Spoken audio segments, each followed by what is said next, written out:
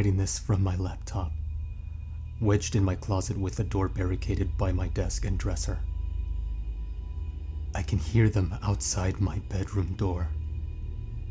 Their voices are so calm, so loving. But there are other sounds too. And those are the sounds that are keeping me in here. It all started 3 months ago. My whole life has been a literal blur. I was born with astigmatism so bad, the optometrist used to joke I saw the world in permanent soft focus. I couldn't find my glasses on the nightstand without first fumbling for them like a blind man. Contacts were a daily, irritating ritual. I was 24, had a decent job, and I'd finally saved up enough. LASIK was my ticket to a new life, a clear life. The consultation was sterile and reassuring. The doctor was a sharp, older man with an intense, almost predatory focus. He had this way of looking at you, like he was seeing more than just the surface of your eyes. He talked about refractive errors and corneal flaps, using a calm, authoritative tone that washed away any of my lingering anxieties. He mentioned a new, slightly experimental technique he was pioneering. He said it was more precise, offering a level of clarity that was unprecedented. He claimed it could correct for atmospheric distortions and even light level fluctuations that standard procedures couldn't touch. I was sold. I wanted the best. I wanted to see everything. God, what a fool I was.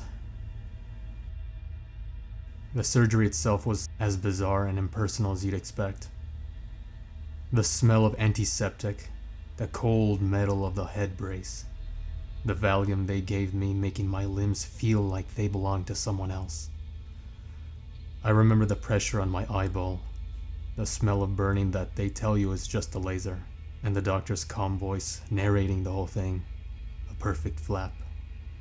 Now we're reshaping. Just a few more seconds. Then darkness.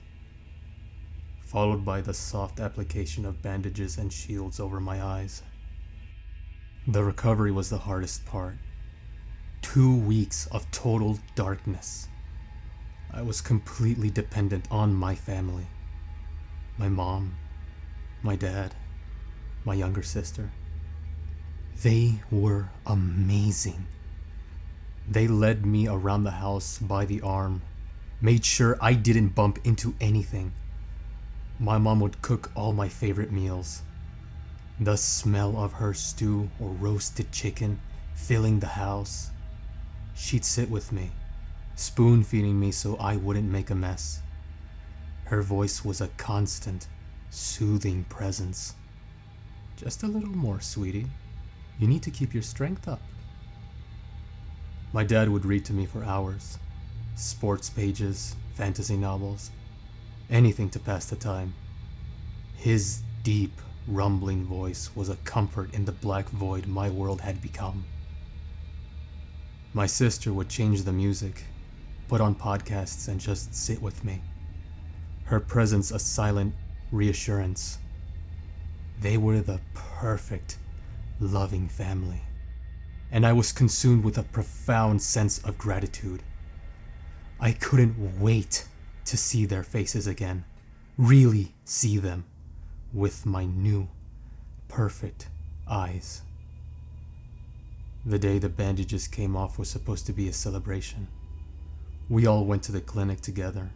The nurse was gentle as she snipped the tape and slowly unwound the gauze. For a moment, with the bandages gone, but my eyes still closed, I felt a tremor of pure, unadulterated excitement. "Okay," the nurse said softly. "Open them slowly. The light will be very bright at first." I did as she said. I squeezed my eyelids, then let them flutter open. The first thing I noticed was the sharpness. It was violent. Every single texture in the room leaped out at me. The microscopic pits in the acoustic tile ceiling, the individual fibers in the nurse's blue scrubs, the tiny, almost invisible cracks in the linoleum floor. It was overwhelming.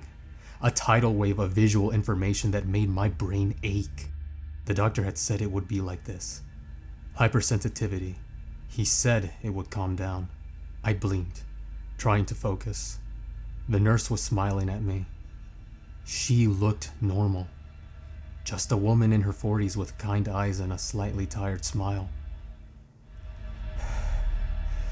Then I turned to my family, and my world broke. It's hard to describe what I saw, because my mind refused to accept it for the first few seconds. It was like a cognitive blind spot, a visual glitch. My mom was smiling, her mouth moving, saying my name. But her face, it wasn't just her face. Fused to her jawline, wrapping up and around her left cheek, was something else. It was a pulsating sack of mottled, grayish-pink flesh, veined with sickly purple lines. Two thin, whip-like tendrils, no thicker than a worm, were coiled around her lower lip. And as she spoke, they twitched and adjusted, seeming to pull her lips into the shape of a smile. Her own skin seemed stretched and thin where it met this growth. I tore my eyes away, my heart hammering against my ribs, and looked at my dad. He was clapping me on the shoulder, his face beaming with pride.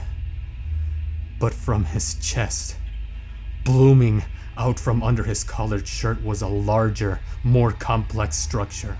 It was a fleshy, fungal-looking mass that seemed to have burrowed into his sternum. It was ribbed, almost like a grotesque seashell, and it glistened with a thin sheen of moisture. A thick, tube-like appendage snaked up from it, disappearing under his chin and into his mouth. He wasn't speaking. The sounds were coming from him, but the fleshy tube was vibrating with the words. I felt the bile rise in my throat. I looked at my sister.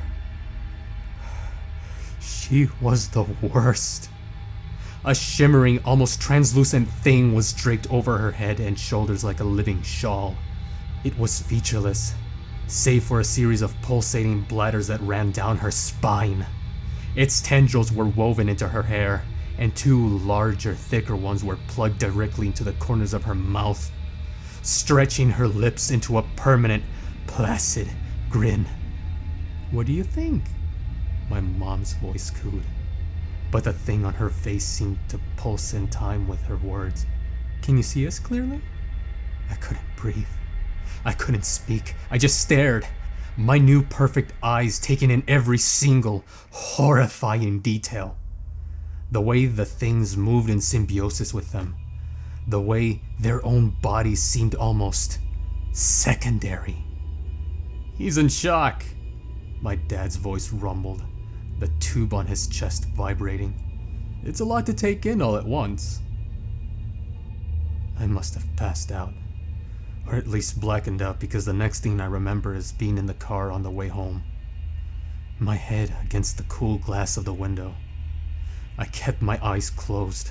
I told them the light was just too much. My head was killing me. They were so understanding. They bought it completely. The next few weeks were a living nightmare. I pretended my eyes were still adjusting, that I had a constant migraine. I spent as much time as I could in my room, in the dark. But I couldn't hide forever. I had to eat. The first time my mom brought me a tray of food, I almost screamed. It was her famous beef stew, the one I had loved my whole life. The smell was the same, rich, savory, a little bit of rosemary. But what I saw on the plate was not stew. It was a bowl of thick, dark red, almost black sludge. It moved. It pulsated with a slow, rhythmic beat, like a living organ. Floating in the gruel were small, white, maggot-like things, writhing slowly. "Eat up," she said, her voice warm, while the parasite on her cheek quivered with anticipation. "You need your strength." I stared at the bowl, then at her. I watched as one of the tendrils on her face dipped into the bowl, scooped up a dollop of the writhing sludge, and pushed it into her mouth. She chewed, swallowed, and smiled at me. I threw up in the bathroom for 20 minutes. I learned to cope. I'd take the food to my room, flush it down the toilet, and claim I'd eaten it. I lived on protein bars and bottled water I'd smuggled into my room and hidden. But the water, even the water, was wrong. When they poured me a glass from the tap, it wasn't clear. It was a viscous, faintly reddish liquid, like heavily diluted blood. Yet they drank it down like it was nothing. They'd pour a glass, and the things attached to them would dip their own spiny little appendages into the glass first, before letting their hosts drink. The scariest part was how normal everything else was. I'd sneak out of the house sometimes. I'd walk down the street and everyone looked normal. The mailman, the kids playing in the park, the woman jogging with her dog. They were all just people. It was only my family. Was I going insane? Was this some kind of rare, localized hallucination brought on by the surgery? A stroke? A brain tumor? I started watching them. Really watching them. I noticed that when they thought I wasn't looking, their movements became less human. My dad would sit in his armchair, and the fungal thing on his chest would periodically unfurl, revealing a dark, gaping orifice that would let out a low, guttural click. My sister would sometimes stand perfectly still for hours, staring at a wall, while the translucent thing on her back rippled and shimmered, as if communicating with something I couldn't see. Then I realized my family never actually chewed. Their jaws moved, but it was the appendages of the thing attached to them that did the work, shoving the pulsating gruel into their mouths, where it was absorbed, not swallowed. The isolation was crushing me. I was terrified of my own family. Their loving touches felt like the probing of an alien species. Their kind words were a horrifying mimicry. I had to get back to the doctor. He had to know what was happening. He had done this to me. He had to fix it. I made an appointment under the guise of a post-op checkup. My mom offered to drive me. I made an excuse about wanting to take the bus, to feel independent again. The look she gave me. It wasn't her look. Her eyes were placid, but the thing on her chest pulsed once, slowly. A gesture of what felt like suspicion. The hospital was a beacon of normalcy. The receptionists, the patients in the waiting room, the other doctors, they were all human, unadorned. I felt a surge of relief so powerful it almost made me cry. I wasn't crazy. The world was normal.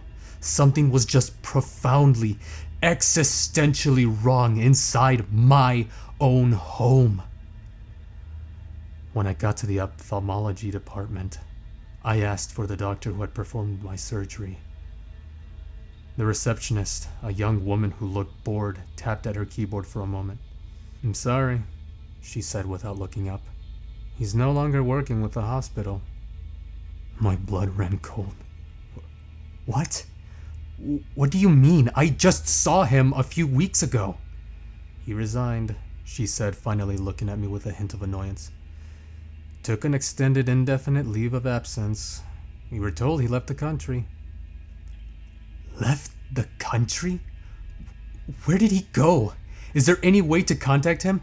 It's an emergency! My voice was rising, laced with a panic I couldn't control. Sir, I don't have that information. We can schedule you with another doctor if you're having an issue. An issue? That was a really big understatement of what was happening to me. I stumbled back from the desk, my mind reeling. He was gone. He was gone. My only link to what had happened, my only hope for a solution, had vanished. I was alone with this. I was about to leave, defeated, when an older nurse who was tidying up a pamphlet rack nearby caught my eye. She gave me a quick, almost imperceptible nod towards a nearby corridor.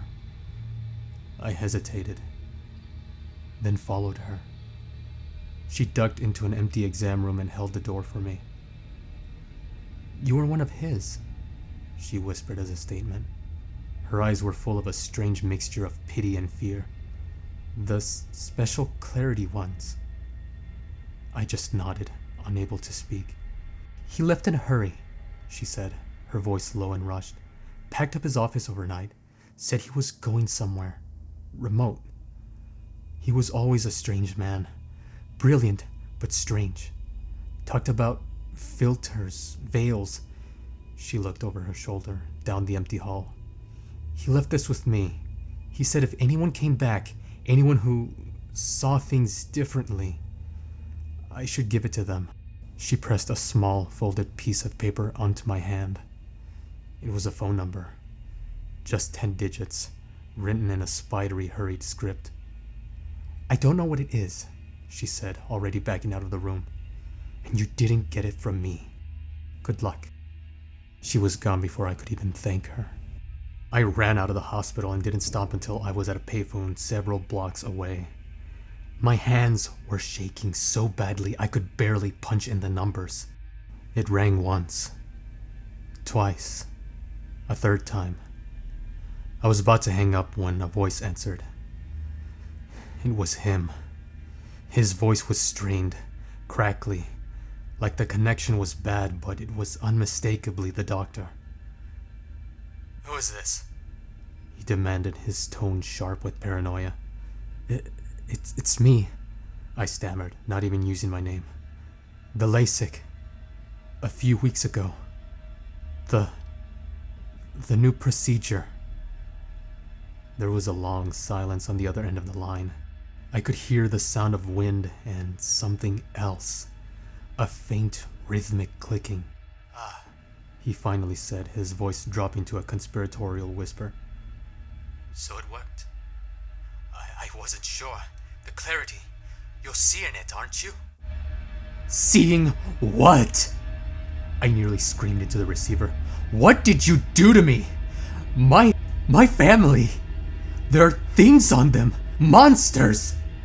Not monsters, he corrected, his voice tinged with a terrifying mix of academic curiosity and awe. Passengers. Symbiotes. They've been with us for millennia, woven into our very fabric. We are just their cattle. I leaned in against the grimy glass of the phone booth, my legs threatening to give out. What are you talking about? I don't understand. The human eye is a marvel, he began, launching into a lecture as if we were back in a sterile office. But it's not perfect. It evolved not just to see, but also not to see.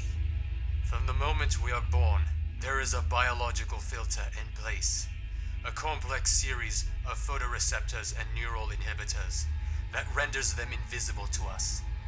It's a veil, a defense mechanism developed over thousands of years for their protection.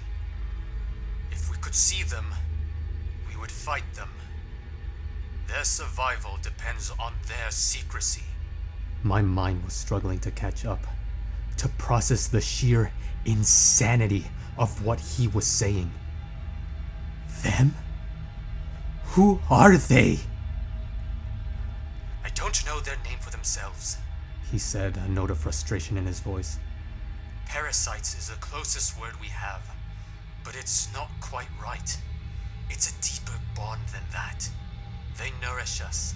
They protect us from certain illnesses. They keep their hosts docile, content. In return, they get to live. They experience the world through us. And the food? I whispered, thinking of the pulsating gruel. The water. Their sustenance, not ours, he confirmed. A slurry of organic matter and their own larval forms, which they cultivate. They process it and pass the nutrients onto the human host. It's a perfectly efficient closed system, as long as you can't see it. The pieces were slamming into place, forming a picture of such profound horror that I felt my sanity fraying at the edges. You did this on purpose. The surgery. It was a hypothesis, he snapped, his voice rising with a manic energy. I've spent my life studying the eye, its limitations. I saw anomalies, patterns that made no sense. I came to believe we weren't alone, that the truth was right in front of us, just filtered out. I theorized that I could bypass that filter.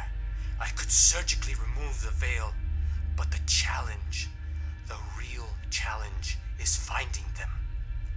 As it seems they do not live with all humans. I have doubted myself for so long, but you were my proof. You have to change it back, I pleaded, tears streaming down my face. I can't live like this. Please, you have to fix me. The line was silent for a moment, save for the wind and the strange clicking. When he spoke again, his voice was heavy, with a terrible finality. I can't, he said softly. I don't know how. I only ever learned how to open the door. I never figured out how to close it. That's why I ran. They know about me. The ones who aren't bonded, the free-roaming ones.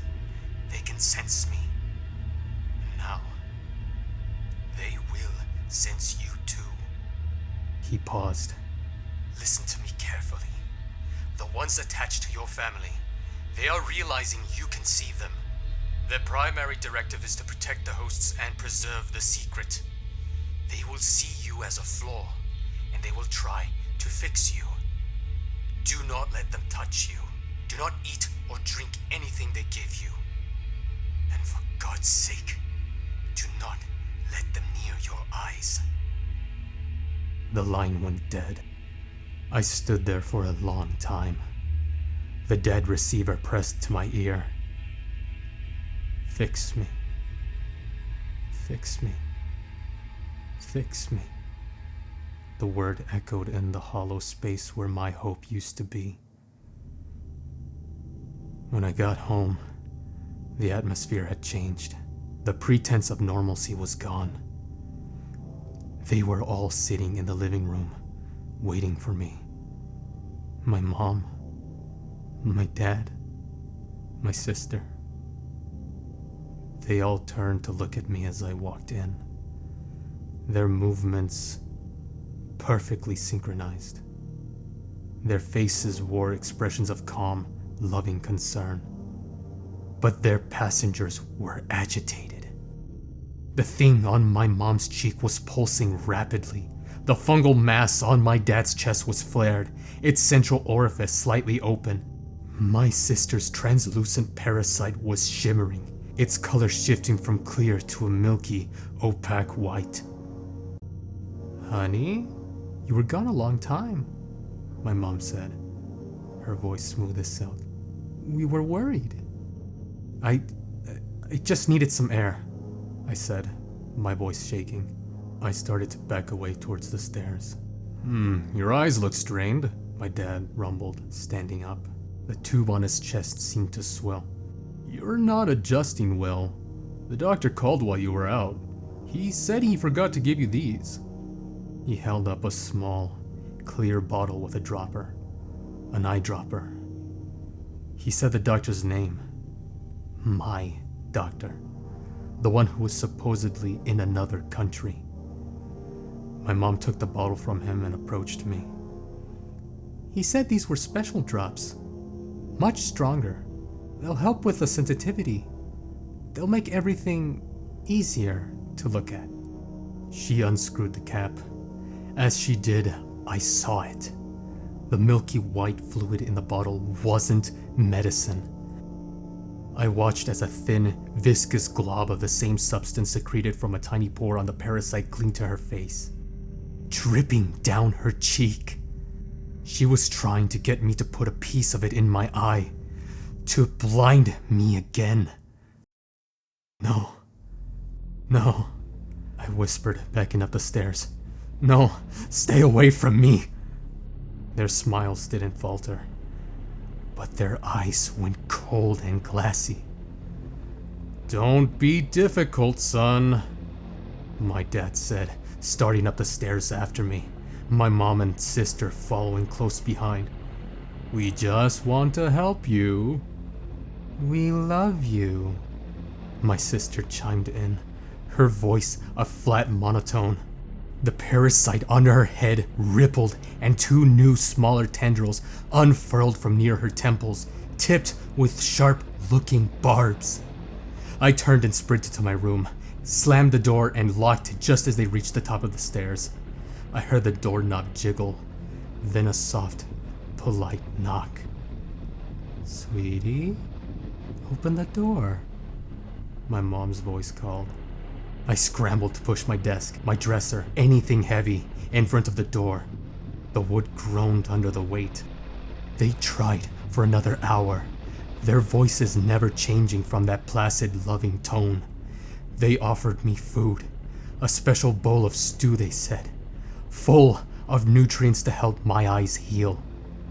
I imagined the writhing larva inside designed to grow in my gut and rebuild the veil from the inside out. I refused. Then, the knocking stopped. For a while there was silence. I thought, prayed that they had given up. But then the new sounds began. Underneath the floorboards and through the door, I can hear them.